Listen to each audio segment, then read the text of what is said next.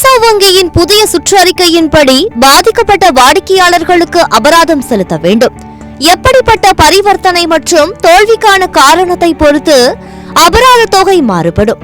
இது குறித்த முழுமையான விவரங்களை விளக்குகிறது இந்த பதிவு. 2019 செப்டம்பர் 20 ரிசர்வ் வங்கி டர்ன் அரவுண்ட் டைம் ஒத்திசைவு கட்டமைப்பை அறிமுகப்படுத்தியது.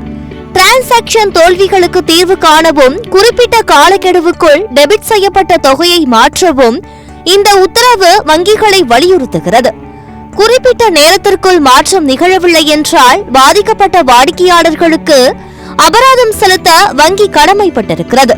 அது மட்டுமல்லாமல் வங்கி தாமதம் செய்யும் ஒவ்வொரு நாளும் அபராத தொகை அதிகரித்துக் கொண்டே போகும். பரிவர்த்தனை தோல்விகளால் ஏற்படும் சிரமத்திற்கு வாடிக்கையாளர்கள் ஈடுகட்டப்படுவதை இது உறுதி செய்கிறது. பரிவர்த்தனையின் வகை மற்றும் தோல்வியை சுற்றியுள்ள சூழ்நிலைகளை பொறுத்து வங்கிக்கு விதிக்கப்படும் அபராதம் மாறுபடும் என்று கூறப்படுகிறது. அதாவது வாடிக்கையாளரின் கட்டுப்பாட்டிற்கு அப்பாற்பட்ட காரணங்களால் சிக்கல் எழுந்தால் அபராதம் செலுத்த வங்கி பொறுப்பாகும்.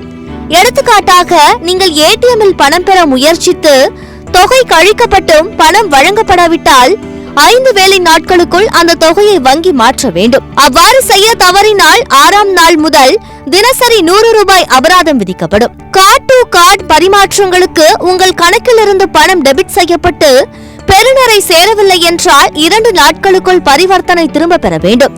இதேபோல் POS, IMPS, UPI அல்லது பிற கார்டு கட்டணங்களை பயன்படுத்தி தோல்வியுற்ற பரிவர்த்தனைகளுக்கு தீர்க்க வங்கிக்கு T+1 நாள் உள்ளது.